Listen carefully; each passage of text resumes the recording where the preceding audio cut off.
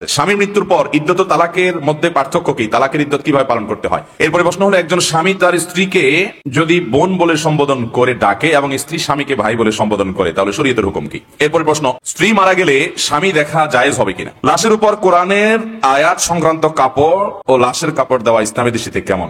জান্নাতে সবাই যদি যুবকই হয়, তাহলে কেন জান্নাতে বৃদ্ধদের সর্দার হবেন আবু বকর এবং ওমর রাদিয়াল্লাহু তাআলা? এরপরে প্রশ্ন হলো, ভূমিকম্প, চন্দ্রগ্রহণ এবং সূর্যগ্রহণ হলে করণীয় কি? তো লাশের পাশে কোরআন পড়া ইসলামের দৃষ্টিতে কেমন? মহিলাদের চাকরির টাকা সম্পূর্ণ পরিবারে ব্যয় করা কতটুকু জায়েজ? এরপরে প্রশ্ন হলো, অনেক মহিলা রমজান মাসে 30 রোজা রাখার জন্য বিভিন্ন পিল খায়, অথবা হায়েজা মহিলা হায়েজ অবস্থায় রোজা রাখে নফল রোজার সওয়াবের আশায়, এক্ষেত্রে শরীয়তের হুকুম কি? এরপরে প্রশ্ন হলো, যানবাহনে আরোহণ অবস্থায় নামাজ আদায়ের নিয়ম জানতে চাই।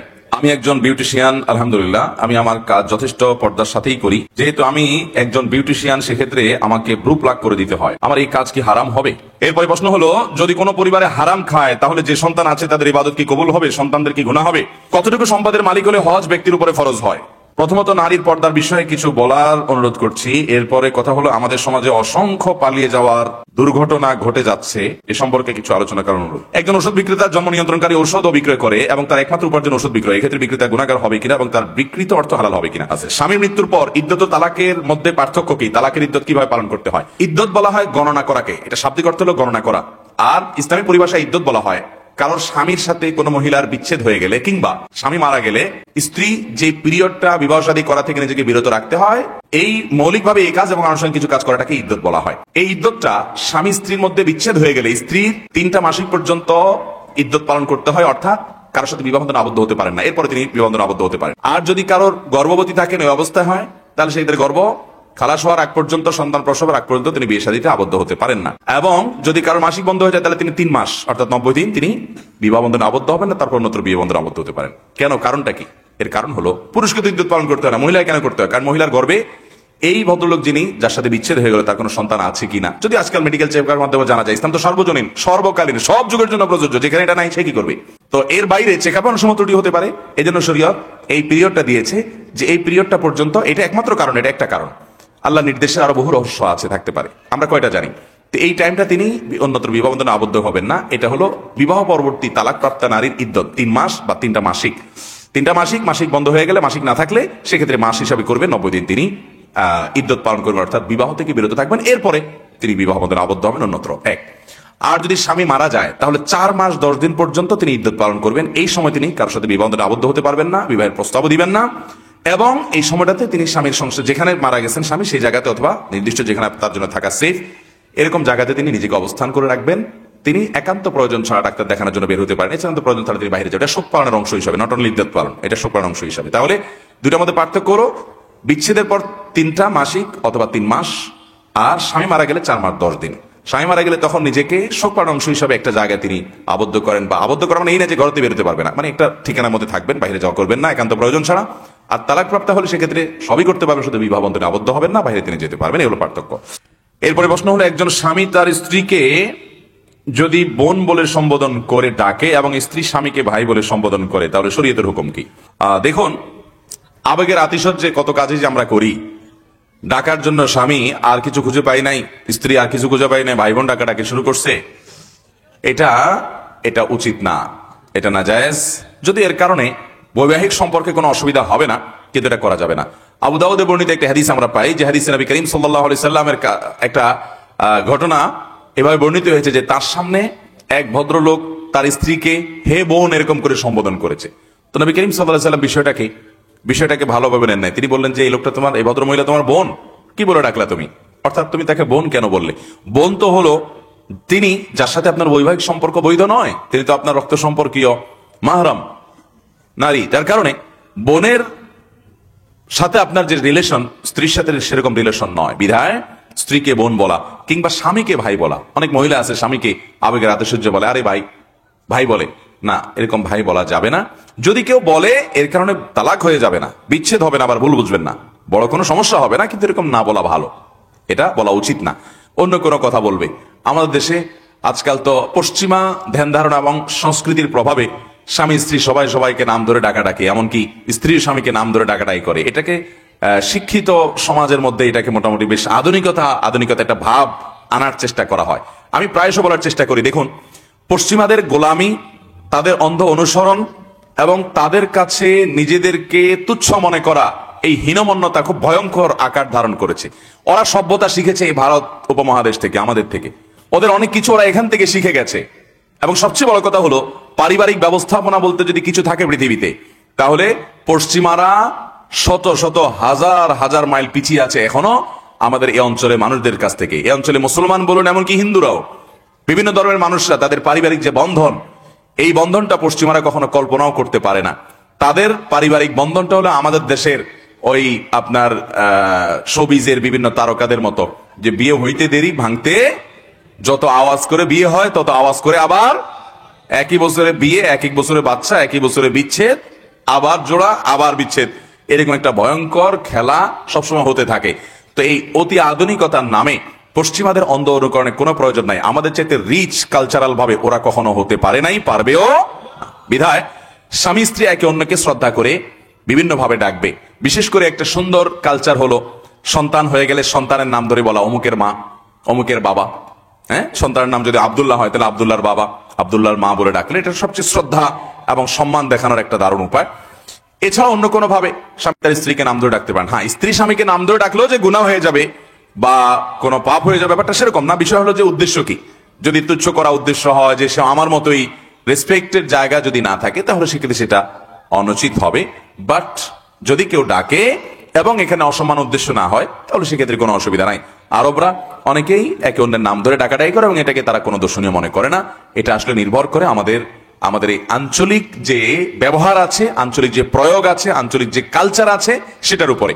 আমাদের এই অঞ্চলে সাধারণত নাম ধরে সম্মানিত মানুষকে ডাকা হয় না, যার কারণে নাম ধরে না ডেকে এমন ভাবে ডাকা উচিত যাতে সম্মানিত বোঝা যায়। কিন্তু সর্বাবস্থায় স্বামী স্ত্রী একে অন্যকে ভাই বোন বলে সম্বোধন করা উচিত হবে না। এরপরে প্রশ্ন, স্ত্রী মারা গেলে স্বামী দেখা জায়েজ হবে কিনা? জি, স্ত্রী মারা গেলে স্বামী অবশ্যই তার স্ত্রীকে দেখতে পারবেন, স্ত্রীর লাশ দেখতে পারবেন। এটা নাজায়েজ বা গুনাহ হবে না, গুনাহ হওয়ার কোনো কারণ নাই। লাশের উপর কোরআনের আয়াত সংক্রান্ত কাপড় ও লাশের কাপড় দেওয়া ইসলামের দৃষ্টিতে কেমন? আমাদের দেশে অনেক মসজিদে দেখা যায়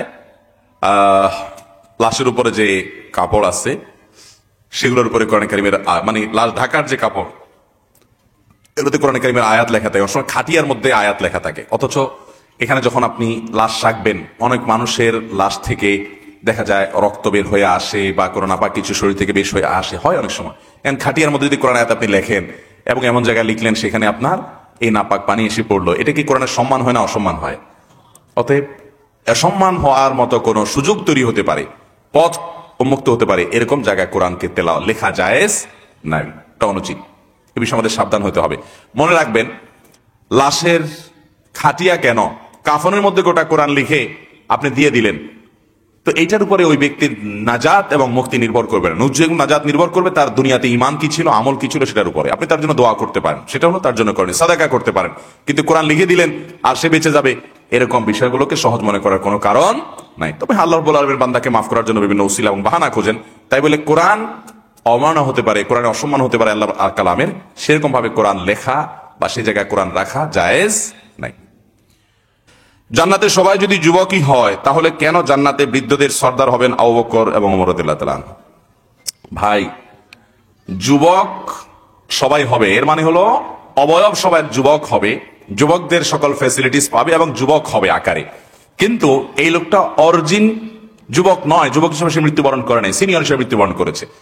যেমন ফাতেমা রাদিয়াল্লাহু তাআলা আনহা, তিনি জান্নাতে নারীদের সর্দার হবেন, হাসান হুসাইন জান্নাতে যুবকদের নেতৃত্ব দিবেন। তার মানে অন্য যারা আছেন তাদের মৃত্যু হয়েছে যে বয়সে, সে বয়সের মানুষগুলো নেতৃত্ব দিবেন। ওইটা দুনিয়ার দৃষ্টিকোণ থেকে, তিনি যে মারা গেছেন যে বয়সে, সেটার দৃষ্টিকোণ থেকে তাকে ওই গ্রুপের লিডার বলা হয়েছে। বাট জান্নাতে কোনো বৃদ্ধ থাকবে না, সবাই সমবয়স্ক হবে। এরপরে প্রশ্ন হলো, ভূমিকম্প, চন্দ্রগ্রহণ এবং সূর্যগ্রহণ হলে করণীয় কি? তখন আজান দেওয়া ইসলামের দৃষ্টিতে কেমন? ভূমিকম্প বা চন্দ্রগ্রহণ, সূর্যগ্রহণের সময় আজান দেওয়ার কোনো নির্দেশ কোরআন হাদিসে কোথাও আছে বলে আমার জানা নেই। তবে এই সময় কিছু কাজ আমাদেরকে করতে হবে। তার ভিতরে একটা হলো জিকির করতে হবে, আল্লাহু আকবার তাকবীর ধ্বনি দিতে হবে, দোয়া করতে হবে, ইস্তিগফার, আল্লাহর কাছে ক্ষমা প্রার্থনা করতে হবে, সাদাকা করতে হবে, দান করতে হবে সামর্থ্য অনুযায়ী যতটুকু পারা যায়, এবং চন্দ্রগ্রহণ সূর্যগ্রহণের নামাজের ব্যবস্থা করতে হবে। এই কয়েকটা কাজ করতে হবে: জিকির, তাকবীর, সাদাকা, ইস্তিগফার, দোয়া চন্দ্রগ্রহণ, সূর্যগ্রহণের নামাজ, এগুলো করতে হবে চন্দ্রগ্রহণ সূর্যগ্রহণ হলে। আমাদের দেশে কাজের কাজটা করার কোনো খবর নাই, যত আকাজ আছে সব আমরা করি, যত মিথ্যা ফতোয়া, ভুল ফতোয়া আছে মহিলাদের উপর আরোপ করি। দেখবেন আপনারা অনেক এলাকায়, অনেক কি বাংলাদেশে প্রায় সব এলাকায় গেলে এই প্রশ্ন পাই আমি, কি হয়েছে চন্দ্রগ্রহণ সূর্যগ্রহণ হলে গর্ভবতী নারীরা কি কিছু কাটাকাটি করতে পারবে? আপনাদের এলাকায় আসেনি এসব? আচ্ছা বলেন তো, পুরুষ কাটাকাটি করতে পারবে কিন্তু মহিলা কাটাকাটি করতে পারবে কি? এটা প্রশ্ন। এটা ভিত্তিহীন একটা কুসংস্কার, ভিত্তিহীন কথা এবং কুসংস্কার যে চন্দ্রগ্রহণের সময় নারীদের জন্য কোনো বিধিনিষেধ নাই যে তারা এটা পারবে না, ওইটা পারবে না। অনেকে বলে যে সোজা হয়ে শুয়ে থাকতে হবে, না জানি বলে সোজা হয়ে থাকা যাবে, একটু বাঁকা হয়ে থাকতে হবে। কোত্থেকে এই সমস্ত ফালতু এবং কুসংস্কারের জন্য কথা আসছে আল্লাহ ভালো জানে। চন্দ্রগ্রহণ সূর্যগ্রহণের সময় গর্ভবতী নারীদের জন্য কোনো বিধিনিষেধ, কোনো বিশেষ করণীয় বর্জনীয়, ওই যে করণীয় বর্জনীয় সকলের জন্য সমান যে এই টাইমগুলো আমরা তো আজকাল চন্দ্রগ্রহণ সূর্যগ্রহণকে এনজয় করি, তাই না? ওই যে দূরবীন দিয়া দূর থেকে দেখে এটাকে ফুর্তির সাথে আপনার এটাকে এনজয় করার চেষ্টা করা হবে। ভাইরে কিয়ামতের আগে যে আরো কত তামাশা হবে সেটা একমাত্র বলাই বাহুল্য। নবী করিম সাল্লাল্লাহু আলাইহি ওয়াসাল্লাম বলেছেন যে তখনকার আরবদের জাহিলি যুগের মানুষদের মধ্যে কুসংস্কার ছিল, তারা মনে করতো চন্দ্রগ্রহণ সূর্যগ্রহণ কোনো বড় মানুষ মারা গেলে, কোন নেতা মারা গেলে তার কারণে চন্দ্রগ্রহণ সূর্যগ্রহণ হয়। নবী সাল্লাল্লাহু আলাইহি ওয়াসাল্লাম বলেছেন এগুলো কুসংস্কার, এগুলো সব আল্লাহ তাআলার নিদর্শন। এভাবে পৃথিবী একসময় শেষ হবে, সূর্য নিষ্প্রভ হবে, পশ্চিম দিক থেকে উদিত হবে। ঈমানদার এই ধরনের পরিস্থিতিতে ভীত হয়ে, সন্ত্রস্ত হয়ে আল্লাহর দিকে রুজু করবে এবং ইস্তিগফার, দোয়া, তাকবীর, সাদাকা এবং সালাতুল কুসুফ পড়বে। এগুলো হলো আমাদের করণীয়। লাশের পাশে কোরআন পড়া ইসলামের দৃষ্টিতে কেমন? ভাইরা আমার, মৃত মানুষের লাশের পাশে কোরআন পড়ার কোন নির্দেশ কোরআন হাদিসে কোথাও নাই, কিন্তু আমার দেশে সব জায়গায় আছে। আপনাদের এলাকায় আছে? আচ্ছা, কোরআন কি জীবিত মানুষের জন্য না মরা মানুষের জন্য? তাহলে একটা মানুষ মারা যাওয়ার পরে তার লাশের পাশে কোরআন পড়লে ওই লোকটা কি শুনবে? তাহলে কি লাভ? লাশ দুনিয়া থেকে তার মৃত্যুর সঙ্গে সঙ্গে তাকে দাফন কাফন দিয়ে জানাজা পড়িয়ে সসম্মানে তাকে কবরস্থ করতে হবে আর তার জন্য দোয়া করতে হবে। কিন্তু লাশকে ঘিরে কোরআন নিয়ে বসে কোরআন তেলাওয়াত করতে হবে এরকম কোন নির্দেশ কোরআন হাদিসে কোথাও আসে? বিশেষ করে কোরআন শোনাবেন কাকে? আপনি কোরআন শোনাবেন জীবিত মানুষকে, তিনি শুনলে সওয়াব পাবেন, আমল করবেন, জানতে পারবেন, কোরআন সম্পর্কে ধারণা হবে। সেই জায়গা থেকে আপনি জীবিত মানুষকে কোরআন শোনাবেন। মৃত মানুষকে কোরআন শোনানোর কোন নির্দেশ কোরআন হাদিসে? তাদের জন্য আল্লাহর কাছে দোয়া করবেন, ইস্তিগফার করবেন, ইসারে সওয়াব করবেন কোরআন সুন্নাহর পদ্ধতি অনুসারে। এর বাইরে লাশ ঘিরে গোল হয়ে কোরআন তেলাওয়াত করার কোন নির্দেশ নেই। আমাদের দেশে তেলাওয়াত তো করে মাদ্রাসা ছেলেদেরকে ভাড়া এনে তারপরে কোরআন তেলাওয়াত করায়, আছে না নাই? না ভাই, এটা করা যাবে না। আবার এটার জন্য পারিশ্রমিকও দেয়। এই পারিশ্রমিক দেওয়াও না জায়েজ, নেওয়াও না জায়েজ। বুঝতে পারছেন? হুজুর, আপনারা বলবেন হুজুরদের পেটে লাথি মারেন কেন ভাই?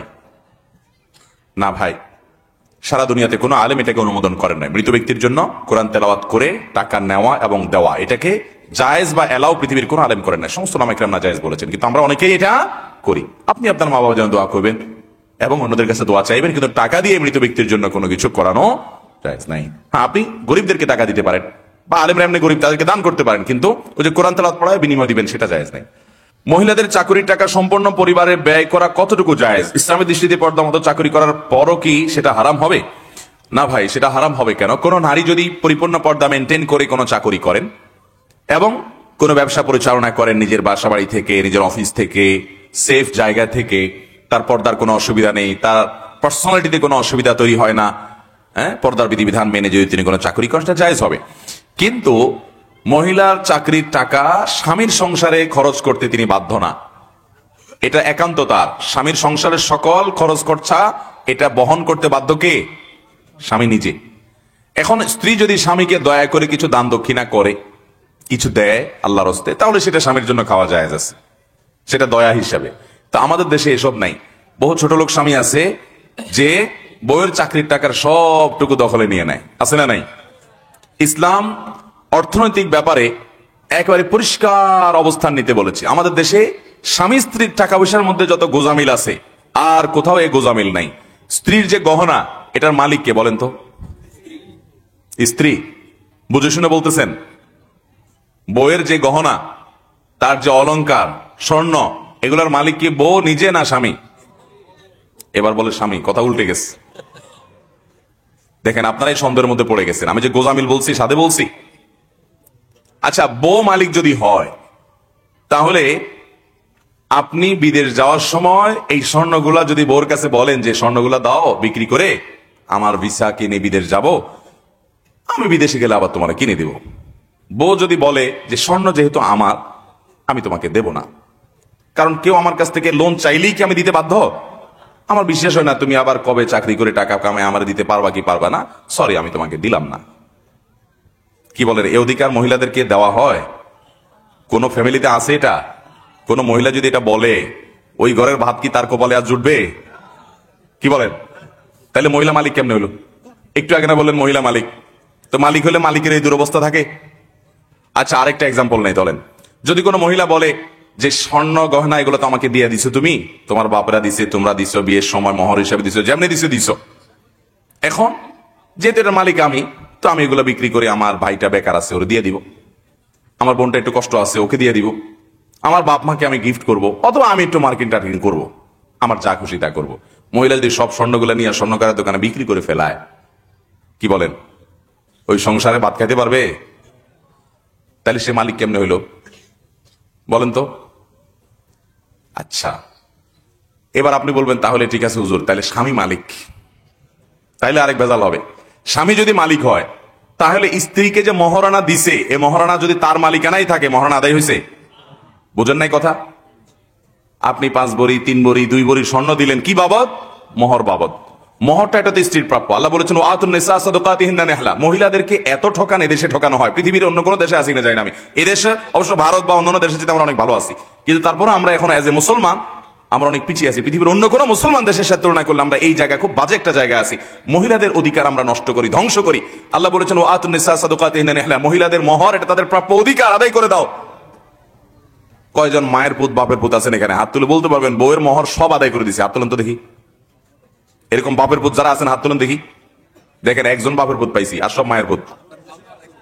পিছনে দেখিনি আমি, সামনে দেখতেছি তো, আমার তো পিছিয়ে চোখ নাই রে ভাই। আচ্ছা নামান। আর বাকি যে হাত উঠলো না, কাহিনী কি? বিয়া করে নাই, আবিয়াত্তা। আবিয়াত্তা কয়টা আছে বিয়েতে নাই এর মধ্যে? এসব কি আবিয়াত্তে মাহফিল? এই যে সব বিয়েতে মানুষ হাত তুলছে, মহর দেন নাই কেন? ভাইরা আমার, স্ত্রীর মহারণা পরিশোধ করে দিবেন, খবরদার, এটা তার প্রাপ্য অধিকার। এবং দেওয়ার পরে বলে দিবেন এটা তোমার রাইট, তুমি কি তোমার বাপরে দিবা না, তোমার ভাইকে দিবা না, তোমার বোনকে দিবা না, তুমি দান করবা না আমাকেও কিছু দিবে, এটা তোমার ব্যাপার, স্বাধীনতা তাকে দিতে হবে। আমরা অনেকে এই ক্ষেত্রে অনেক অবিচার করে থাকি। মহারণা পরিশোধ করবেন তো ইনশাআল্লাহ? একসাথে পরিশোধ করার ক্ষমতা না থাকলে স্ত্রীর কাছে একটা দরখাস্ত লিখবেন, বরাবর মোহতারামা বিষয় কিস্তিতে মহারণা পরিশোধের আবেদন, যথাবিহিত সম্মান প্রদর্শন পূর্বক নিবেদন, এই যে আমি আপনার সম্পর্কে স্বামী হই, মোহরের টাকা এত লাখ টাকা ধরা হয়েছে আমার অযোগ্যতা সত্ত্বেও, আমি সেজন্য দুঃখ প্রকাশ করছি। একসাথে আপনার মোহর পরিশোধ করিবার সামর্থ্য আমার নাই, অতএব আমি কিস্তিতে আপনার মোহর পরিশোধ করিতে ইচ্ছুক, বিধায় আমার দরখাস্ত মঞ্জুর করিয়া বাধিত করিবেন, বিনীত নিবেদক আপনার অধম স্বামী। এরকম দরখাস্ত বউয়ের কাছে লিখে, দরখাস্ত লেখা লাগবে, এটা মজা করে বললাম, মানে বউকে আপনি প্রয়োজনে কিস্তিতে দিবেন, কিন্তু মোহর দিতে হবে। দিবেন তো ইনশাআল্লাহ? এবং দেওয়ার পর আবার ছোট লোকের মতো দাঁড়ায় থাকবেন না যে কি করবা, সে কি করবে এটা তার ব্যাপার, আপনি তাকে জোর করতে, হ্যাঁ অবশ্যই। এটা শুনে আবার আমাদের মা বোনরা মাস্তানি শুরু করেন না যে স্বামীকে আর জিজ্ঞাসা করবো না, যা খুশি করবো। আমাদের দেশে বেশিরভাগ মানুষ মধ্যবিত্ত, নিম্ন মধ্যবিত্তের মানুষ। স্বামী স্ত্রী পরামর্শ করে যাতে এটা কল্যাণকর কিছু সেটা করবেন। আমি আমার মোহরের টাকা দিয়া আমার স্ত্রীকে 1 কাঠা জায়গা কিনে দিয়েছি কামরাঙ্গীর চরে, এবং ভদ্র মহিলাকে মোহরের টাকা দেওয়ার পরে দেখি বাসায় ফেলে রাখছে অনেকদিন। কি ব্যাপার, বাসায় ফেলে রাখছো কেন? তোমার মোহরের টাকা আমার বাসায় এই আলমারিতে কেন? তো বলে আমি কি করবো? আমি বললাম এটা তোমার দায়িত্বে নাও, তোমার ড্রয়ারে নাও, তোমার নিয়ন্ত্রণে নাও। বলে আমি কি করবো? তা আমার দেশে মেয়েরা এত আলাবোলা, এত সোজা, ওই সুযোগে পুরুষগুলো সব বাটপারি করে মেয়েদের সাথে। অতএব বাটপার স্বামী হবেন না, ভালো স্বামী হবেন। বইয়ের যদি গহনা বিক্রি করা লাগে তার অনুমতি নেবেন। যাই হোক, আমার মূল প্রশ্নের উত্তরে আবার ফিরে আসি। স্ত্রী যদি টাকা পয়সা উপার্জন করে, এগুলোর মালিক স্ত্রী। তবে স্বামী যদি তাকে নিষেধ করে, অনুমতি না দেয়, ইসলামী শরীয়তের দৃষ্টিকোণ থেকে তিনি বাইরে চাকরি বা জব করবেন না। কিন্তু অনেক নারী আছেন যে বাবা মার সেবা করা দরকার, বাবা মার অর্থনৈতিক দুর্বলতা আছে, আর্থিক দুর্বলতা আছে, তিনি হেল্প করতে চাচ্ছেন, তিনি শরিয়ার পর্দা মেনে যদি কিছু করতে পারেন, এটা খুব টাফ। শরিয়ার পর্দা মেনে চাকরি এত সহজ না, বলা যত সহজ। যদি সেরকম সুযোগ থাকে তিনি করতে পারেন, তিনি করবেন, এবং তার সে সম্পদের মালিকানাও তার হবে। এটা সর্বাবস্থায় মহিলারা চাকরি করলেই হারাম হবে এরকম বলা সহজ নয়। এরপরে প্রশ্ন হলো, অনেক মহিলা রমজান মাসে 30 রোজা রাখার জন্য বিভিন্ন পিল খায়, অথবা হায়েজা মহিলা হায়েজ অবস্থায়ও রোজা রাখে নফল রোজার সওয়াবের আশায়, এক্ষেত্রে শরীয়তের হুকুম কি? দেখুন, মাসিক অবস্থায়, ঋতুবতী অবস্থায়, পিরিয়ড অবস্থায় মা বোনদের জন্য রোজা রাখা হারাম, নাজায়েজ এবং গুনাহের কথা। এই অবস্থায় যদি রোজা রাখেন তাহলে সওয়াব তো হবেই না, বরং গুনাহ হবে, সওয়াব হবে না। কোন নারী যদি রমজান মাসে তার আবেগের কারণে, যে রমজান মাস রোজার মাস, আমি পিরিয়ডের কারণে রোজা রাখতে পারছি না ফরজ রোজা, তাহলে আমি নফলের নিয়তে রাখলাম, জায়েজ হবে না। কারণ রাখাই যদি যেত তাহলে তো ফরজই রাখতে পারতেন, যেহেতু ফরজই রাখতে পারবেন না, অতএব নফল রাখার তো প্রশ্নই উঠতে পারে না। অতএব মাসিক অবস্থা রোজা রাখা যাবে না। তবে যে রোজাগুলো মাসিকের কারণে ছুটা যাবে, 10টা 5টা 7টা যার যে কয়টা ছুটবে, সেই রোজাগুলো রমজানের পরবর্তীতে রেখে দিতে হবে। এখন কথা হলো যে পিল খেয়ে মাসিক বন্ধ করা যাবে কিনা। বিশেষ করে রমজান মাসের আগে অনেক মা বোনরা আছেন যে পুরো 10টা দিন বা লম্বা একটা সময় আমার পিরিয়ডের কারণে ইবাদত বন্দেগী, বিশেষ করে কোরআন তেলাওয়াত করতে পারবো না, নামাজ পড়তে পারবো না, তো এটা যেন করতে পারি, এই জন্য ওষুধ খেয়ে মেডিসিন নিয়ে মাসিক বন্ধ রাখেন, স্টপ করেন। এটা জায়েজ হবে কিনা, এর উত্তর হলো, এটা যদি কেউ করেন সেটি জায়েজ হবে তখন যদি এটা কোনো প্রকার পার্শ্ব প্রতিক্রিয়া সৃষ্টি না করে, শরীরে কোনো ক্ষতিকর কোনো প্রভাব যদি না ফেলে। আপনার শরীরে ক্ষতি হবে নিশ্চিত, এরকম কোন পদক্ষেপ গ্রহণ করা আপনার আমার জন্য জায়েজ নাই। নিজের ক্ষতি নিজে করা জায়েজ নাই। আল্লাহ বলেছেন, ওয়ালা তুলকু বিআইদিকুম ইলা তাহলুকা, তোমরা নিজেদেরকে ধ্বংসের দিকে ঠেলে দিও না, তোমার নিজেকে শেষ করে দিও না, নিজেকে ক্ষতিগ্রস্ত করো না। বিধায় যে মেডিসিনটা আপনি জানেন যে এটা নিলে আমার শরীরে পার্শ্ব প্রতিক্রিয়া হয়ে ক্ষতি হবে, অথচ এটা নেওয়াটা আমার জন্য কোনো জরুরি কিছু না, আমি শুধুমাত্র একটু আবেগের জন্য করছি, তো সেটা আপনার জন্য জায়েজ হবে না। কিন্তু যদি এরকম কেউ করে, তার রোজা এবং ইবাদত হয়ে যাবে, কিন্তু কাজটা অনুচিত হবে। আর যদি পার্শ্ব প্রতিক্রিয়া না থাকে তাহলে সেক্ষেত্রে করা যেতে পারে, কোনো অসুবিধা নেই। এরপরে প্রশ্ন হলো, যানবাহনে আরোহণ অবস্থায় নামাজ আদায়ের নিয়ম জানতে চাই।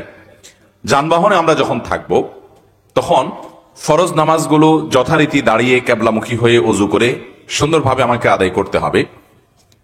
বিশেষ করে আমরা যখন দূরপাল্লার বাসে যাই, ব্যক্তিগত গাড়িতে যখন আমরা যাই তখন তো সহজ হয়, যে কোনো জায়গায় থামিয়ে আমরা সালাত আদায় করে নিই। কিন্তু দূরপাল্লার বাসে যখন যাই বা বড় যানে যখন আমরা থাকি, ট্রেন ইত্যাদিতে যখন যাই, তখন আমাদের নামাজ পড়তে অনেক সময় অসুবিধা হয়। কিন্তু ইমানদার কোন অবস্থাতে নামাজ ত্যাগ করতে পারবে না। ইমানদারের জন্য নামাজটা হলো বেঁচে থাকার জন্য শ্বাস প্রশ্বাসের মতো। বেঁচে থাকার জন্য শ্বাস প্রশ্বাস যেরকম গুরুত্বপূর্ণ, ইমানদারের ইমান টিকিয়ে রাখার জন্য নামাজ সেরকম গুরুত্বপূর্ণ। নামাজ ছাড়া ইমানদারের ইমান কল্পনা করা দুরূহ এবং কঠিন ব্যাপার। যদিও আমাদের সমাজে অনেক লোক আছে, নামাজ ঠিকঠাক মতো না পড়লে কি হয়েছে, বলে যে নামাজ না পড়লে কি হবে, আমার ইমান আছে, এরকম দাবিদার মুসলমান অনেক আছে না নাই? অতএব ভাইরা আমার, নামাজ আমাদেরকে পড়তেই হবে ওয়াক্ত মতো, সময় মতো। সফরে থাকলে নামাজ মাফ নয়।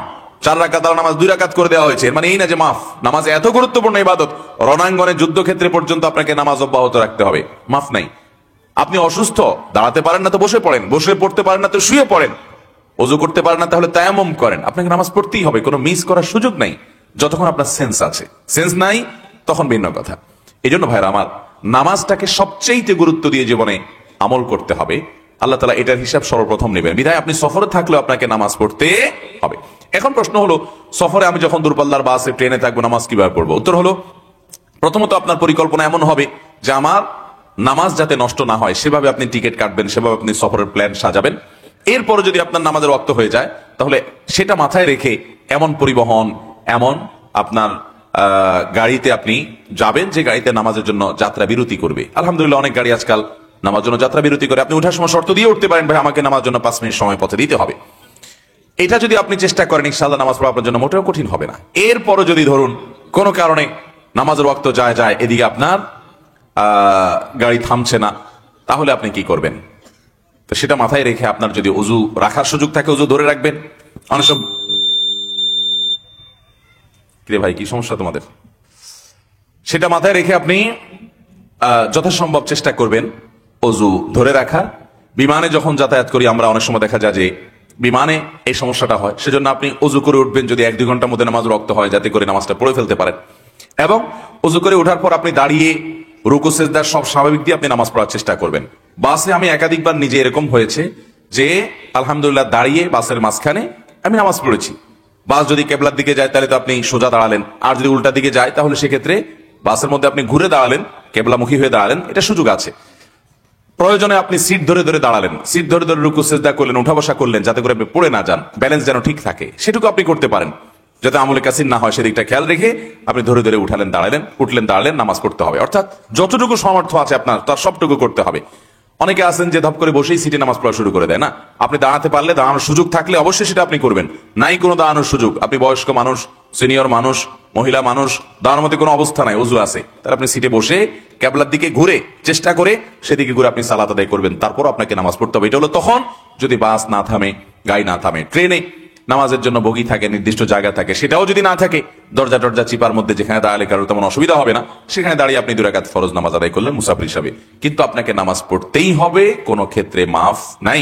অনেক নামাজি মানুষও আছেন সফরে ঠিকমতো নামাজ পড়ে না, ঝামেলা মনে করে বাসায় গিয়ে পড়বে। জি না ভাই, এটা চলবে না। এমনকি অনেক নারী আছেন যে নিয়মিত নামাজ পড়েন, বোরকা পড়েন, কিন্তু সফরে নামাজ পড়েন না। এটা জায়েজ নাই, আপনাকে নামাজ পড়তেই হবে। আপনি কোন একটা দোকানে ঢুকে যদি বলেন, ভাই আমার বাসা তো অনেক দূরে, নামাজের রক্ত যাচ্ছে, আমি 2 রাকাত নামাজ পড়বো, আপনাকে কোনো দোকানদার বাধা দিবে? কোনো দোকানদার বাধা দিবে না। বিধায় সফরে যানবাহনে সামর্থ্য থাকলে দাঁড়িয়ে ওযু সহ নামাজ পড়বেন। সামর্থ্য না থাকলে, গাড়ি না থামলে, আর যদি এই গাড়ি ছেড়ে দেই তাহলে আমি বিপদে পড়বো সেরকম আশঙ্কা হলে, তাহলে সেক্ষেত্রে আপনি তায়াম্মুম করার সুযোগ থাকলে তায়াম্মুম করে নামাজ পড়বেন। তারপর আপনাকে নামাজ পড়তে হবে। এবং দাঁড়িয়ে বসে রুকু সিজদা দিয়ে নামাজ পড়বেন, সেটা করতে না পারলে আপনি বসে বসে সিটে নামাজ পড়বেন, কিন্তু নামাজ আপনাকে পড়তেই হবে। আমি একজন বিউটিশিয়ান, আলহামদুলিল্লাহ আমি আমার কাজ যথেষ্ট পর্দার সাথেই করি। যেহেতু আমি একজন বিউটিশিয়ান, সেক্ষেত্রে আমাকে ব্রু প্লাগ করে দিতে হয়। আমার এই কাজ কি হারাম হবে? দেখুন, মেয়েদের জন্য ব্রু প্লাগ করা এটা সুস্পষ্টত নাজায়েজ এবং গুনাহের কথা, হারাম। নবী করিম সাল্লাল্লাহু আলাইহি সাল্লাম তার হাদিসে পরিষ্কারভাবে এই ব্রু প্লাগ এবং এই জাতীয় কর্মকাণ্ড করতে নিষেধাজ্ঞা আরোপ করেছেন। এজন্য ফোকাহে কেরাম ব্রু প্লাগ করাকে নাজায়েজ এবং গুনাহের কথা বলেছেন। বিধায় একজন বিউটি পার্লারে কর্মরত কোন নারী, তিনি সেখানে থেকে বৈধ যে কাজগুলো আছে সেগুলো তিনি করতেই পারবেন। শরিয়া দৃষ্টিকোণ থেকে যেগুলো বৈধ সেগুলো তিনি করতে পারেন। একজন নারীকে সাজিয়ে দেওয়া, কাউকে মেহেদি লাগিয়ে দেওয়া বা এই জাতীয় যে বিষয়গুলো আছে, যেগুলো কোনো নাজায়েজ বিষয় নয়, সেগুলো তিনি করতেই পারেন। নারীরা নারীদেরকে করতেই পারেন। কিন্তু এমন কোন কাজ তিনি বিউটি পার্লারে করতে পারবেন না যে কাজটা শরিয়া অ্যালাউ করে না। কারণ তিনি নিজে অন্য কাউকে যখন এই কাজটা করে দিচ্ছেন, ব্রু প্লাগ করে দিচ্ছেন, তখন তিনি নিজে একটা গুনাহের কাজে সহায়কের ভূমিকায় পালন করছেন। আর আল্লাহ বলেছেন, ওয়ালা তাআবানু আলাল ইসমি ওয়াল উদওয়ান, তোমরা পাপ এবং সীমালঙ্ঘনের কাজে কেউ কারোর সহযোগিতা করো না। বিধায় এই কাজটি বিউটি পার্লারে আপনি করতে পারবেন না। বিধায় এটা ছাড়া আপনি একজন বিউটিশিয়ান হিসাবে অন্যান্য যে বৈধ কাজগুলো আছে, শুধু এটা নয়, আর যেগুলো নাজায়েজ সেগুলো বাদে অন্যান্য বৈধ কাজগুলো আপনি করতে পারবেন পর্দার সাথে এবং শরীরের অন্যান্য নীতিমালা মেলে, সেটি আপনার জন্য জায়েজ হবে ইনশাআল্লাহ তাআলা। এরপরে প্রশ্ন হলো, যদি কোনো পরিবারে হারাম খায় তাহলে যে সন্তান আছে তাদের ইবাদত কি কবুল হবে? সন্তানদের কি গুনাহ হবে? অনেক যুবক ভাইরা আছেন এই বিপদে আছেন। বাবা হারামখোর, সুদের ঘুষের কারবার করেন, 2 নম্বর পথে উপার্জন করেন, ছেলেটাকে আল্লাহ তাআলা হেদায়েত দিয়েছেন। এরকম সৌভাগ্যবান কিছু তরুণ আছেন যে আল্লাহ তাদেরকে হেদায়েত দান করেছেন।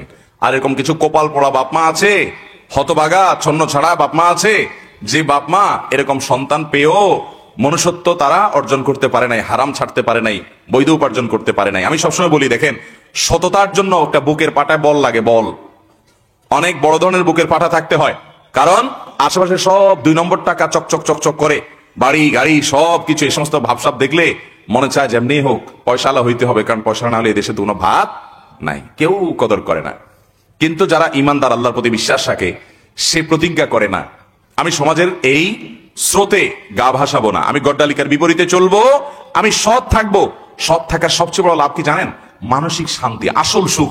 হারামখোর কখনো সুখী হয় না। ওর কোটিপতি হতে পারে, ও বড়লোক হতে পারে, ওর গাড়ি বাড়ি থাকতে পারে, ও নিজে জানে সে একটা চোর। সবাই তার স্যার স্যার বলবে, ও জানে যে আমি স্যার নাকি স্যার সেটা তো আমি জানি রে, সব মানুষের রক্ত চোষা টাকা। এই জন্য হারামখোরের মনে কখনো শান্তি থাকে। কিন্তু গরিব মানুষ, শিক্ষিত মানুষ, সততার কারণে পয়সা বানাতে পারে নাই, এই মানুষগুলো, তাদেরকে হয়তো সমাজে আশেপাশে মানুষ দাম দেয় না বা খুব একটা গুরুত্ব নাই। মানসিকভাবে সে জানে সে কত বড় একটা শক্তিশালী মানুষ, যে সে নীতিবান ছিল, আদর্শবান ছিল, কখনো তার নীতিকে বিক্রি করে নাই। এরকম বহু সৌভাগ্যবান মানুষ দেখার সৌভাগ্য আমার হয়েছে। সরকারি চাকরি করেন, বেসরকারি চাকরি করেন, চাইলে কোটি কোটি টাকা বানাতে পারতেন, কিন্তু খুব কষ্টে দিনাতিপাত করেন। কোন রকম রিটায়ারমেন্টের পরে ছোটখাটো একটা বাড়ি ছাপড়া তুলে পাত করছেন, অনেক বড় অফিসার ছিলেন, কিন্তু 2 নম্বর পথে পা বাড়ান নাই। তাদের মানসিক যে শান্তি, নবী সাল্লাল্লাহু আলাইহি ওয়াসাল্লাম সেই কথাই বলেছেন, লাইসাল গিনা বিকাসরাতিল আরজ, অনেক টাকা পয়সার মালিক হওয়ার নাম ধনী হওয়া নয়, ইন্নাল গিনা গিনান নফস, প্রকৃত ধনী হলো সে যে মনের দিক থেকে সে জানে তার কোনো দুর্বলতা নাই, সে কোনো অন্যায় করে নাই, যেটুকু হয়েছে সেটুকু হ্যাপি, তার অতিরিক্ত ডিমান্ডও নাই, চাহিদাও নাই, চাহিদাকে সীমিত করে ফেলেছে।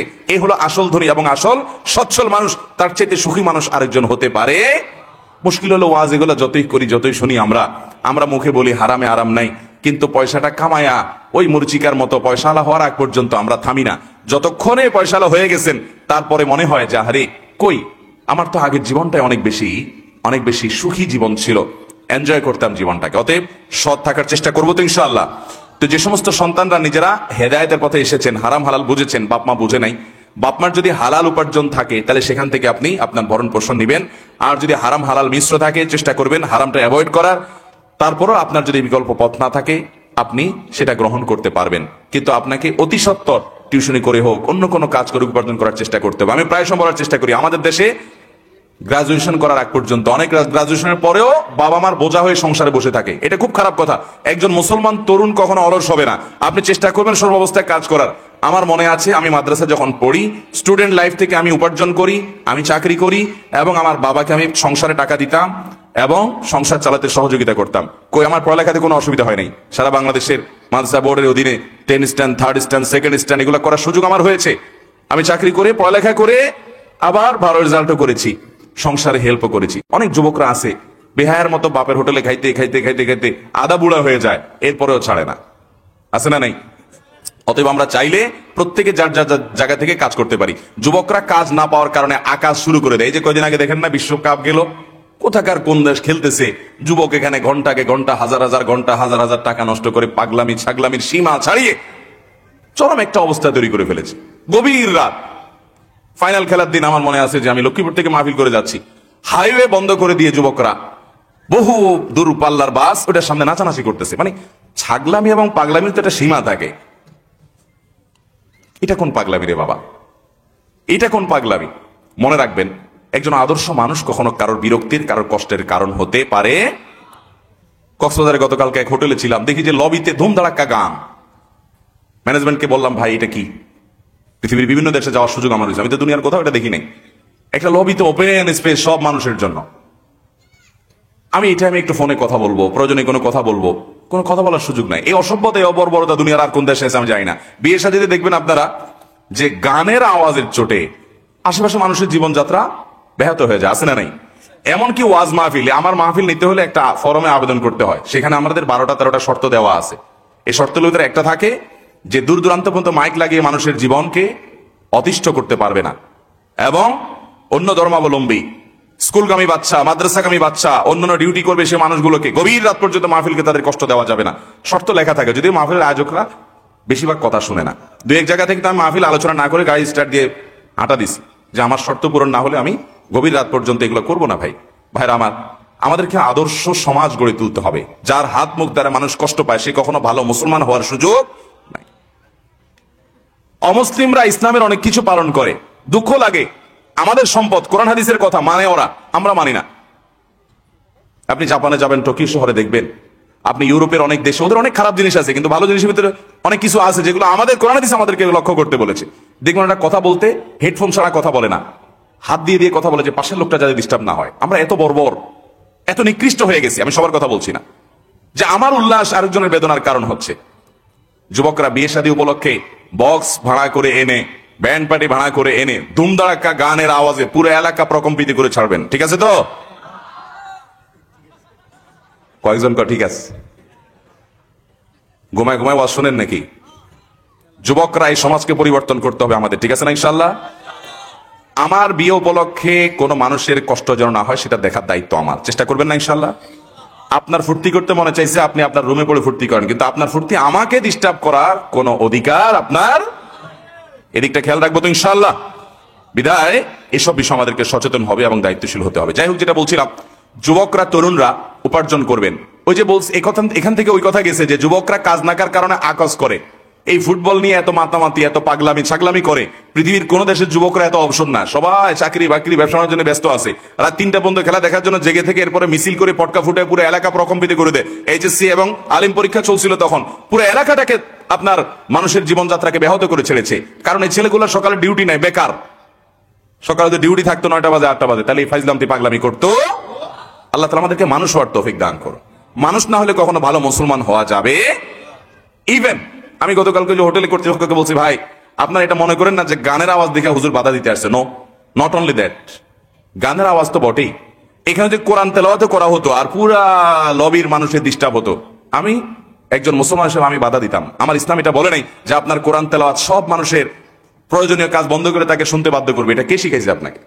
একজন সাবেক সংসদ সদস্য, যে কোনো একটা আসনের নাম বললাম না, উনি আমাকে বলে যে হুজুর আমার এলাকায় যত মাহফিল হয় 15-20টা মাহফিল হয়, সব হুজুররা চিন্তা করছে এই বেটা এমপি, এর ওয়াজ শোনাইতে হবে, এই জন্য একটা মাইক আমার বাড়ির কাছে এনে লাগায়। আমি ফোনে না কথা বলতে পারি, না একটা দরকারি কাজ সারতে পারি, হার্টের রুগী ছটফট করতে থাকি, কিন্তু হুজুরদেরকে যদি এটা বলতে যায় বলবে শালা নাস্তিক, এটা গালি দিয়ে বসবে। ভাইরা আমার, এটাকে আমাদেরকে ইসলাম শিখাইছে? তরুণরা কর্মমুখী হবেন, কাজ করবেন, ঠিক আছে তো ইনশাআল্লাহ?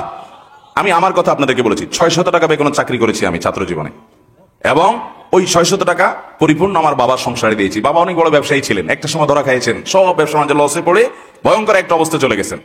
আমি যশোর যুব প্রশিক্ষণ কেন্দ্রে, কোথা চাকরির নাম সহ বললাম, যশোর যুব প্রশিক্ষণ কেন্দ্রে মসজিদে ইমামতি করে বাবার সংসারে টাকা দিয়ে পত্র হই নাই তো।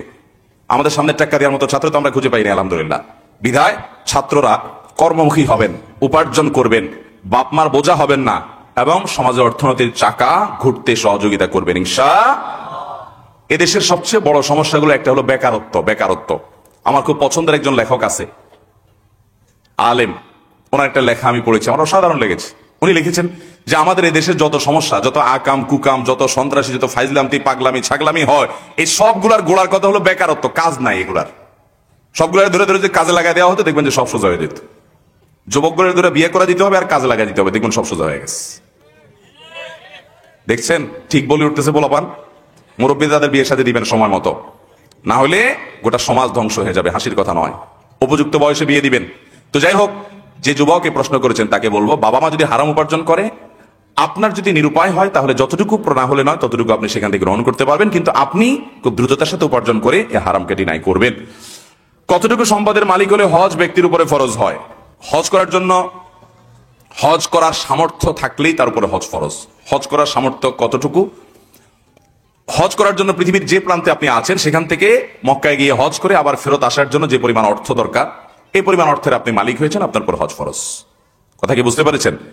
এখন এটা ডিপেন্ড করে যে কোন সময় আপনি টাকার মালিক হয়েছেন। ধরুন এখন হজ করাটা অনেক টাফ হয়ে গেছে, অনেক ব্যয়বহুল হয়ে গেছে। গত বছর প্রায় 6.5 লাখ 7 লাখ টাকা করে লাগছে, এবং আমি জানি না পৃথিবীর কোন দেশে এটা নেই, আমাদের দেশে কেন এটা? ইন্ডিয়ান হাজিরা আসে, তাদেরকে জিজ্ঞাসা করি, পাকিস্তানি হাজিরা যায়, তাদেরকে জিজ্ঞাসা করি, আশেপাশে অন্যান্য দেশে হাজিরা জিজ্ঞেস করি, অবাক হয়ে যাই। আমাদের দেশে হজ তো বটে, ইভেন এই যে রমজানে ওমরার প্যাকেজ আমি ফ্যামিলি নিয়ে যাওয়ার প্ল্যান করছিলাম, শুনে তো আকাশ ভাব, মানে আকাশ ভেঙে পড়ে মাথার উপরে, যে থার্ড ক্যারিয়ারে ভাড়া হলো 93 থেকে 95 হাজার টাকা। অথচ নর্মাল একজন প্রবাসী দুবাই থেকে যদি আসা যাওয়া করেন, তাহলে তার ভাড়া পড়বে কত? সৌদি থেকে দুবাই থেকে আসলে মিডল ইস্ট থেকে 50,000, 60,000, 70,000 সর্বোচ্চ। কিন্তু ওমরা যাচ্ছেন, হজে যাচ্ছেন, আপনাকে 1 লাখের উপরে ভাড়া দিতে হবে। কেন এই অবিচার? এবং এই ক্যারিয়ার গুলো তারা কি, এটা অবশ্য ক্যারিয়ারের ব্যাপার, কিন্তু এটা বিমানের ব্যাপার। এই বিমান কোম্পানিগুলো তারা কোনো সিন্ডিকেট করছে কিনা যায় না। যাই হোক, যদি এখন আপনি এটা হিসাব মিলান, তাহলে এখনকার বাজারে 6 লাখ 6.5 লাখ টাকার নিচে হজ হয় না। এই টাকার মালিক হলে আপনার উপর হজ ফরজ হবে। যদি হজের মাসগুলোতে, হজের সিজনে এই টাকার মালিক হন, এখন তার হজ চাইলেই প্রতি বছর করা যায় না, নিবন্ধন করতে হয়। ধরুন আপনার এখন টাকার মালিক হয়েছেন, তাহলে আপনি নিবন্ধন করে ফেলবেন, যখন সুযোগ পান, আপনার সিরিয়াল পড়ে তখন আপনি যাবেন। মহিলা হলে, ডাবল টাকার মালিক হলে তখন হজ ফরজ হবে, তিনি নিজে এবং মাহরাম। তাহলে 6 লাখ করে হলে 12 লাখ টাকার যখন মালিক হবেন তখন হজ ফরজ। এটা হলো এখনকার কথা। কেউ 5 বছর আগে তার কাছে যদি 3 লাখ টাকা থাকে, তাহলে তারপর হজ ফরজ, বিকজ 5 বছর আগে 3 লাখ টাকা দিয়ে হজ করা যাইতো, তিনি তখন করেন নাই, এখন তাকে করতে হবে যে কোনো মূল্যে, যেহেতু ফরজ তার উপর হয়ে গেছে, সামর্থ্য তার উপরে ছিল। তাহলে খোলাসা কথা হলো, হজ করে আসার মতো টাকা এবং ওই টাইমটাতে পরিবারের ব্যয়ভার দেওয়ার মতো টাকা যার কাছে থাকবে, তার উপর হজ ফরজ। প্রথমত নারীর পর্দার বিষয়ে কিছু বলার অনুরোধ করছি। এরপরে কথা হলো, আমাদের সমাজে অসংখ্য পালিয়ে যাওয়ার দুর্ঘটনা ঘটে যাচ্ছে, এ সম্পর্কে কিছু আলোচনা করার অনুরোধ। পালিয়ে যাওয়া মানে পালায় বিয়ে করা মনে হয়। আচ্ছা, ভালো কথা। শুনেন, পর্দা শুধু মহিলাদের ব্যাপারে কেন, পর্দা পুরুষদেরও করতে হবে। মহিলারা তাদের সৌন্দর্যের পর্দা করবেন, আর পুরুষরা তাদের দৃষ্টির পর্দা করবেন। উভয় দিক থেকে পর্দা হতে হবে। পুরুষরা কিসের পর্দা করবেন? চোখের পর্দা করবেন। তিনি পরনারীর সৌন্দর্য অবলোকন করবেন না, তিনি নিজের স্ত্রীর সৌন্দর্য অবলোকন করবেন। নিজের মাহরাম নারীদের দিকে তাকাবেন, মা বোনের দিকে তাকাতে পারেন, কিন্তু গায়রে মাহরাম কোন নারীর সৌন্দর্য অবলোকন করবেন না। তিনি নিজেকে নিয়ন্ত্রণ করবেন। আল্লাহ বলেছেন কুল্লিল মুমিনিনা ইয়াগুদ্দু মিন আবসারিহিম, আল্লাহ পুরুষদেরকে আগে নির্দেশ করেছেন তারা যেন তাদের চোখে সংযত রাখে, এরপর নারীদেরকে নির্দেশ করেছেন তারাও যেন চোখকে সংযত রাখে এবং লজ্জাস্থানকে হেফাজত করে। এই জন্য পুরুষরা চোখের পর্দা করতে হবে ভাই, সেই সাথে নারীরা তাদের সৌন্দর্যের পর্দা করতে হবে। দেখুন নারীদের সৌন্দর্যের পর্দা ইসলাম কেন করতে বলেছে, এটা নারীদের কল্যাণার্থেই বলেছে। এটাতে নারীর সম্মান নিহিত আছে, নারীর ইজ্জত এবং সম্ভ্রম নিহিত আছে। কারণ একজন নারী তিনি যদি খোলামেলা ভাবে নিজেকে মানুষ সামনে উপস্থাপন করেন, অশ্লীল ভাবে উপস্থাপন করেন, তাহলে পুরুষরা তাকে দেখে বাজে চিন্তা করবে। এটাই বাস্তবতা, এই বাস্তবতার ব্যতিক্রম কিছু হতে পারে না। এভাবে আল্লাহ সৃষ্টি করেছেন যে একজন আরেকজনের প্রতি আকৃষ্ট হবে। তো আকৃষ্ট হওয়ার পর যখন বাজে চিন্তা করবে, তাকে নিয়ে জল্পনা কল্পনা করবে, এটা কি নারীর জন্য সম্মানের না অসম্মানের? তো এই অসম্মানের কাজটা যেন না করে ইসলাম সেই নির্দেশটাই করেছে, আমাদেরকে করতে হবে। এর পাশাপাশি পালিয়ে বিয়ে করার বিষয় যেটা বলছেন, ভাই আমি তরুণ বন্ধুদেরকে বলছি, বিয়ে জীবনে কয়বার করবেন? 2 বার করলে মাইদ্যর খাওয়ার ভয় আছে নাকি? বইয়ের হাতে মাইদ্যর খাইতে পারেন। আচ্ছা যাক, একবারই বেশিরভাগ মানুষ একটাই করতে পারে না, 2টা করতে গিয়ে আবার যুবকরা বাপ মা বিয়ে দেয় না, অভিযোগ করতে করতে নারী দিদিদের শেষ আমার কাছে। আচ্ছা যাক, একটা বিয়ে করবেন তো জীবনে একটা বিয়ে করবেন, সেটাও যদি পালাপালি করে করেন, আরে চোর ডাকাতে না পালাপালি করে কাজ করে? আপনি কি চোর নাকি? কেন পালাপালি করবেন? বিয়ে একটা জন করবেন সুন্দর করে, মুরব্বীদেরকে সাথে নিয়ে করবেন, সবাইকে রাজি করে সবাইকে সাথে নিয়ে করবেন, হাসি খুশি ভাবে করবেন। পলাপলি করে বিয়ে করবেন, এরপর আফসোস করবেন হারে আমার বিয়েটা একটু হাঙ্গামা করে হলো না, আনন্দ ফুর্তি করে হলো না। বিয়েতে একটা আনন্দ ফুর্তি ইসলাম এলাও করেছে একটা লিমিটেড পর্যায় পর্যন্ত, বিদায় পালায়া বিয়ে করা উচিত নয়, এটা সাধারণ এবং কমন কথা। এরপর আসুন, যদি এমন কোন পরিস্থিতি তৈরি হয় যে আপনার বাপ মা আপনাকে বিয়ে দিচ্ছে না, আপনি গুনাহ থেকে বাঁচতে পারছেন না, আপনি চরম একটা পর্যায়ে চলে গেছেন, তারপরও তারা দুনিয়া এবং পয়সা করে ছাড়া কিছুই বুঝছে না, তাহলে সেক্ষেত্রে আপনি নিজের ডিসিশন নিজে না দিয়ে একজন বিদগ্ধ আলেমে দ্বীন, একজন বিচক্ষণ আলেমের সাথে আপনি সাক্ষাৎ করে তার সাথে আপনার পুরো অবস্থার বিবরণ আলাপ আলোচনা করে আপনি ডিসিশন নেন, সেটা ইনশাআল্লাহ আপনার জন্য কল্যাণকর হবে। কিন্তু নিজে থেকে হুটহাট করে পালিয়ে পালিয়ে বিয়ে করবেন না। দেখেন বেশিরভাগ যুবকরা কোনো মেয়েকে পছন্দ হলে বিবাহ বহির্ভূত সম্পর্ক করে মনে করে যে এর না হলে আমার জীবনটা শেষ, তেজপাতা হয়ে যাবে, ওরেই লাগবে আমার জীবনে সুখী হওয়ার জন্য। আছে না নাই? এমন বহু ঘটনা আছে যে যারে না হলে বাঁচবে না মনে করছে, ওর সাথে যখন ঘর করা শুরু করছে কয়দিন পরে মনে হয়েছে এ সরে গেলে আমি বাঁচি। হয় কি হয় না এরকম? অতএব এগুলো বেশিরভাগ ক্ষেত্রে যৌবনের ভ্রম। সিনিয়র এবং অভিজ্ঞদের পরামর্শ নিতে হয়, ভেবে চিনতে সুচিন্তিত ভাবে সিদ্ধান্ত নিতে হয়। মানুষের ব্যক্তিত্ব, আমল, পার্সোনালিটি, আল্লাহ ভীরুতা এটাই উপভোগ্য বিষয় হয়, এটাই সবচেয়ে গুরুত্বপূর্ণ বিষয় হয়। আর অন্যান্য দিক যেগুলো আমাদেরকে আকৃষ্ট করে এগুলো মানুষের খুবই ক্ষণস্থায়ী, সেটা আপনার চামড়ার সৌন্দর্য বলেন, অন্য সবকিছু বলেন। বিদায় বিয়ে শাদী সুচিন্তিত ভাবে হবে এবং দিনদারি আল্লাহ ভীরুতাকে অগ্রাধিকার দিয়ে বিয়ে শাদী করবেন। নবী করিম সাল্লাল্লাহু আলাইহি ওয়াসাল্লাম বলেছেন দুনিয়াতে যা কিছু আছে সবই উপভোগ্য, বাট কাউকে আল্লাহ যদি একজন সৎ জীবন সঙ্গী দেয়, ভালো জীবন সঙ্গিনী কেউ পেয়ে গেল কোন পুরুষ, তাহলে এর চাইতে বেশি সুখী মানুষ দুনিয়াতে আর কেউ হতে পারে যাদের ঘরে আল্লাহ তাআলা দিয়েছে ভালো জীবন সঙ্গিনী, যে তাকে কষ্ট দেয় না, তাকে প্যারা দেয় না, সুখে শান্তিতে তারা চলাফেরা করে হ্যাপি, এটা দুনিয়ার জান্নাত বলতে পারেন। বিদায় জীবন সঙ্গীর সঙ্গে নির্বাচন করবেন ওইভাবে, ওই নিজের কাছে ভালো লাগছে এই জন্য হাত ধরে পলায় গেলেন, পলায় গিয়া ধরা খায়া এরপরে কয়দিন পরে আয়সা পিটাপুটি খেয়ে মাইদর খেয়ে দেখলেন যে অজাগায় পাও দিয়ে বসে আছি, তখন আফসোস করে কিন্তু আর কাজ হবে না। বিদায় খুব সাবধানে পা ফেলতে হবে। এরপরে প্রশ্ন হলো, ডাক্তারদের মতে সিজারের 3টি বাচ্চা হওয়ার পর পরবর্তী বাচ্চা নেওয়া ঝুঁকিপূর্ণ, এক্ষেত্রে ইসলামী শরীয়ত কি বলে? যদি সত্যি ঝুঁকিপূর্ণ হয় তাহলে সেক্ষেত্রে বাবা মা পরবর্তী সন্তান নেওয়ার ব্যাপারে সাবধান থাকবেন, নিজের শরীরকে নিজের জীবনকে ঝুঁকির মধ্যে ফেলবেন না। কিন্তু সব ক্ষেত্রে যে এটি আপনার এই তথ্য একেবারে সঠিক প্রমাণিত হয়েছে ব্যাপারটি সব ক্ষেত্রে এরকম না। আমি ব্যক্তিগতভাবে একবারে বাই নেম বলতে পারি, প্রফেসর হামিদুর রহমান বাংলাদেশের অনেক বড় একজন ইঞ্জিনিয়ার, সিনিয়র ইঞ্জিনিয়ারদের এখন ওনার বয়স বোধ হয় 100-র কাছাকাছি মেবি। তো ওনার মেয়ে এবং মাকতাবাতুল আশরাফ এর মালিক হাবিবুর রহমান সাহেবের স্ত্রী, তার অনেকগুলো বাচ্চা হয়েছে সিজার হওয়ার পরও। এরকম আমার পার্সোনালি আমি জানি, একটা নাম সহ কোট করে বলতে এরকম বহুত আছে।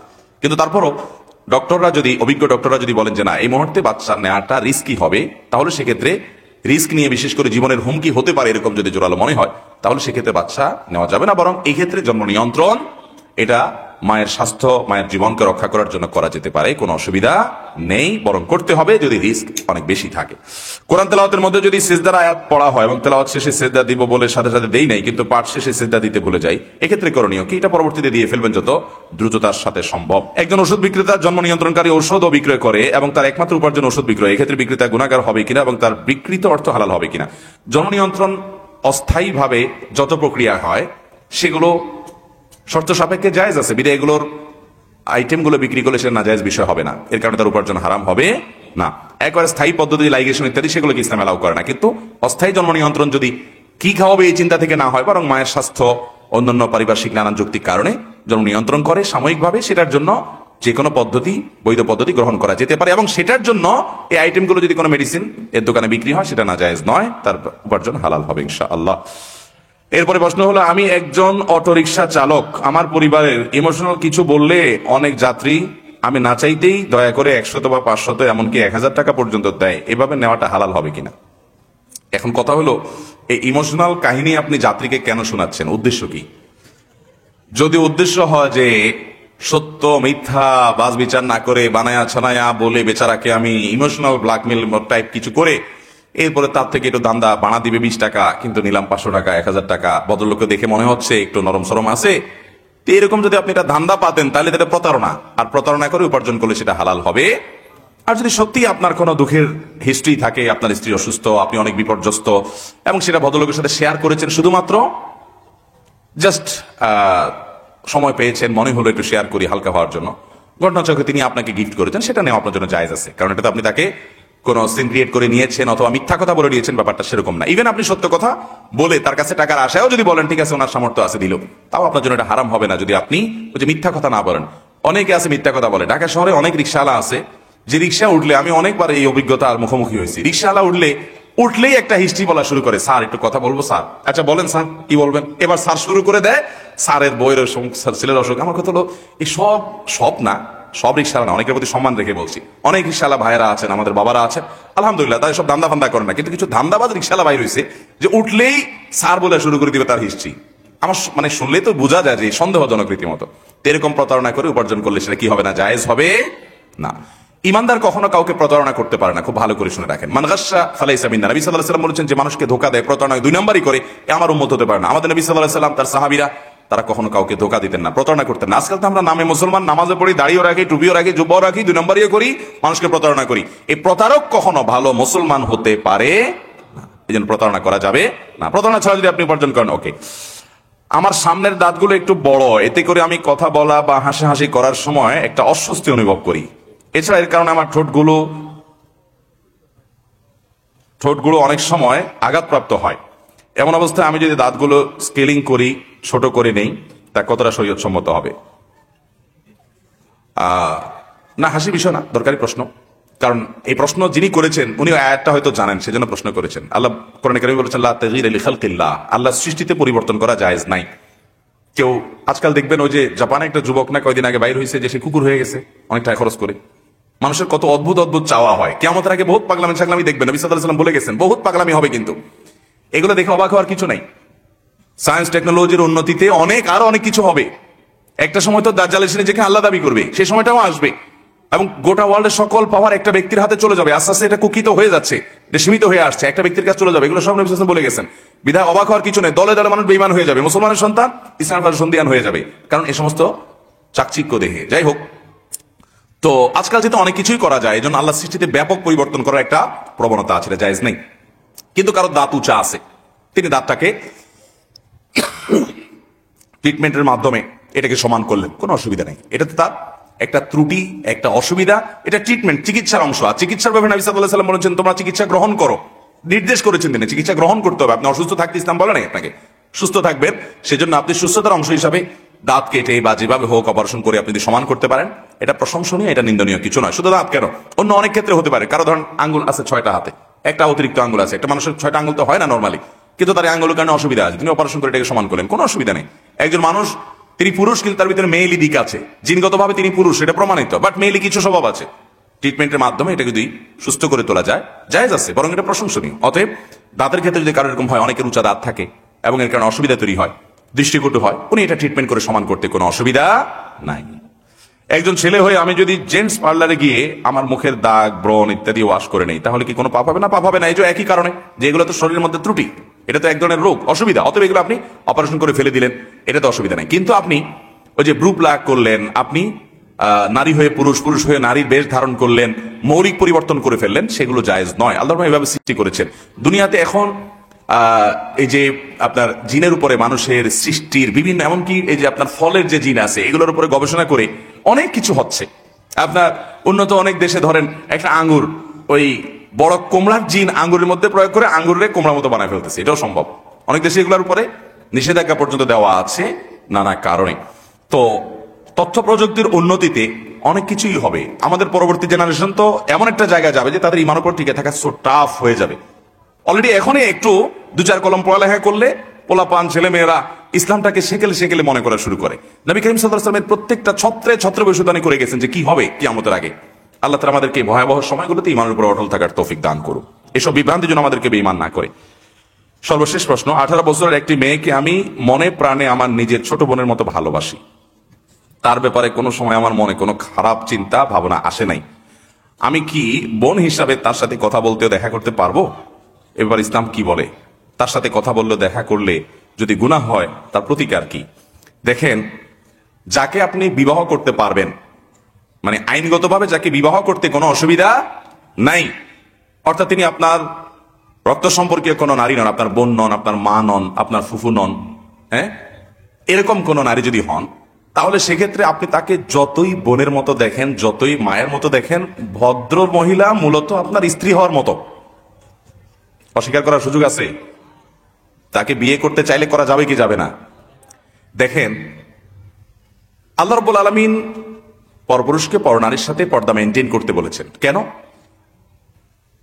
এটাতেই নিরাপত্তা সামাজিক।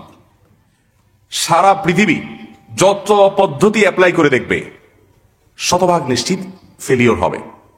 বাংলাদেশের একেবারে প্রথম সারির একজন প্রকৌশলী, নাম বলে আপনারা সবাই চিনে যাবেন, টেলিভিশন সারাদিন দেখেন, আমি নাম বলবো না, ভদ্রলোকের সাথে একটা টেলিভিশন প্রোগ্রাম শেষে আলাপচারিত হচ্ছে, উনি আমাকে বললেন, হুজুর আপনি কি জানেন আমেরিকার মতো দেশে কয়েক সেকেন্ডের জন্য যদি বিদ্যুৎ চলে যায় আর লিফটে থাকা মেয়েদের অবস্থা তখন কি হয়, কি পরিমাণ হ্যারাসমেন্টের শিকার হয়, আপনি কল্পনা করতে পারবেন না। আমাদের দেশে মানুষকে আমরা খারাপ বলি, ওদের চাইতে এখনো এই সমস্ত ক্ষেত্রে আমরা যে কত ভালো আছি, সব ক্ষেত্রে না, এই সমস্ত ক্ষেত্রে এটা কল্পনা করা যাবে না। এই জন্য ওয়াজ মাহফিল গুলো, মসজিদের মেম্বারগুলোর অবদান অনস্বীকার্য। আমাদের প্রশাসন, আমাদের পুলিশ বাহিনী, আমাদের বিভিন্ন সেক্টর থেকে আইন, আদালত, বিচারালয়, বিভিন্ন জায়গা থেকে যে অপরাধ প্রবণতা কমিয়ে আনার জন্য নানামুখী প্রচেষ্টা আছে, এর মধ্যে অনেক বড় অবদান হলো দেশে ওলামা একরামের, মানুষকে নীতি এবং আদর্শের উপরে অবিচল করবার জন্য। আমার কাছে শত শত মানুষ এসে নিজের হিস্ট্রি বলে, ভাই আমি এই অন্যায়টা ছেড়ে দিয়েছি শুধুমাত্র আল্লাহর ভয়। আপনারা কয়দিন আগে দেখেছেন না, পত্রিকা বেশ ফলাও করে প্রকাশ হয়েছে, এক ভদ্রলোক, অনেক বয়স্ক, উনি রেলের কর্মকর্তা বা কর্মচারী ছিলেন, সারা জীবন অনেক রেলের ভ্রমণ করেছেন ফাঁকি যুগে দিয়ে। আলেমুল আমাদের বক্তব্য শুনে আল্লাহর ভয়ে তিনি একটা পর্যায়ে এসে রেলওয়ে কার্ড অফিসে এসে তিনি অনেকগুলো টাকা জমা দিয়ে গেছেন, যে আমি এই টাকা, এই পরিমাণ টাকা ফাঁকি দিয়েছি রেলের, আমি সেটা জমা দিয়ে গেছি। বলেন, পৃথিবীর কোন সভ্যতা একটা মানুষের ভিতরে এই অনুশোচনা সৃষ্টি করতে পারবে আল্লাহর বিধান ছাড়া? আর কোনো পদ্ধতি নাই। অতএব পরিষ্কার কথা হলো, আল্লাহ যেটা হারাম করেন ওইটার বিকল্প কোনো পথ খোলা নেই। বলে যে পৃথিবীতে সবাই পুরুষরা সব ভদ্র হয়ে গেলে তো মহিলা নিরাপদ হয়ে যাবে, না, হবে না। পৃথিবীতে সব পুরুষদেরকে আপনি ভদ্র করতে পারবেন না। ইউরোপ আমেরিকাতে হয় না, ওরা আমাদের চেয়ে অনেক শিক্ষিত, অনেক উন্নত, অনেক এগিয়ে আছে, কিন্তু তারা ভদ্র হতে পারে না সবাই। তাদের দেশে সর্বত্র নারী নিগ্রহের শিকার হচ্ছে, পাশবিক এবং যৌন নির্যাতন নিপীড়নের শিকার হচ্ছে, রক্ষার উপায় নেই। অতএব পর্দার বিধান এটা না মানলে আপনি পরিপূর্ণভাবে, হ্যাঁ সাময়িক কোনো ক্ষেত্রে সলভ হতে পারে, পরিপূর্ণ সমস্যার সমাধান হবে না। এই জন্য যেই ভদ্র মহিলাকে আপনার সাথে বিবাহ বন্ধনে আবদ্ধ ইসলাম জায়েজ করেছে, তাকে আপনি যতই বলেন আমার বোনের মতো, আদতে তিনি আপনার স্ত্রী হওয়ার উপযুক্ত। বিধায় হতে পারে, আমি আপনাকে বিশ্বাস করি, অবিশ্বাস করি না যে হ্যাঁ আপনার মনে কোনো বাজে চিন্তা নেই, কিন্তু বাজে চিন্তা আসতে সময় লাগবে না। ইসলাম এটাকে নিষেধ করেছে, আপনি তার সাথে রিলেশন করবেন না, হয় বিয়ে করে ফেলবেন যদি বিবাহ করার মতো হয়, আর না হলে রাখবেন না। হ্যাঁ, এজ এ মানুষ তাকে ভালো লাগে, তার উপকার করতে চান, তো এটার জন্য বেপার দেওয়ার দরকার নেই। তো আপনি ওদের মধ্যে হেল্প করেন, সাহায্য করেন, অসুবিধা কোথায়? একজন অভাবী নারী, তাকে হেল্প করবেন, সমস্যাটা কোথায়? আমরা আমাদের আসুন্নাহ ফাউন্ডেশন থেকে শত শত হাজার হাজার মানুষকে সারা দেশে আমরা সেবাদিক কাজ করি। কই 10,000 কম্বল বিতরণ করে ফেলেছি গত 1 মাসে, আলহামদুলিল্লাহ। কই আমরা তো কোনো নারীর সাথে পার্সোনাল ভাবে বোন বলার দরকার হয় নাই তাকে হেল্প করার জন্য। বিধায় কোন নারীকে যদি আপনি ব্যক্তিগতভাবে হেল্প করতে হয়, বোন বলার দরকার নাই। আমি একটা এক্সাম্পল দেই। ধরুন একটা হাই ভোল্টেজের কারেন্টের লাইন আছে, বিদ্যুতের লাইন, এই মুহূর্তে বিদ্যুৎ নাই, ওখানে হাত দিলে কিছু হবে না, যেহেতু বিদ্যুৎ নাই।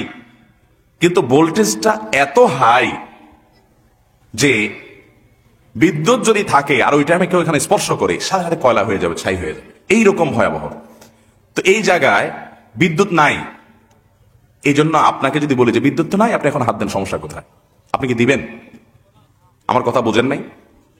বিদ্যুতের একটা লাইন লিক আছে, লাইনটা খুব হাই ভোল্টেজ, বিদ্যুৎ থাকা অবস্থায় এখানে হাত দিলে একেবারে ছাই হয়ে যাবেন শর্ট হয়ে।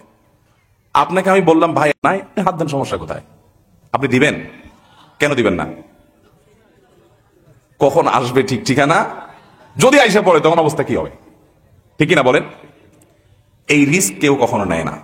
যে নারীকে আপনার বোনের মতো মনে হয়, পবিত্র মন, আপনার মনে কোনো বাজে চিন্তা আসছে না, আমি রেসপেক্ট করি, আপনাকে বিশ্বাস করি, কিন্তু কখন যে আপনার মনে আসবে সেটার কোনো ঠিক ঠিকানা।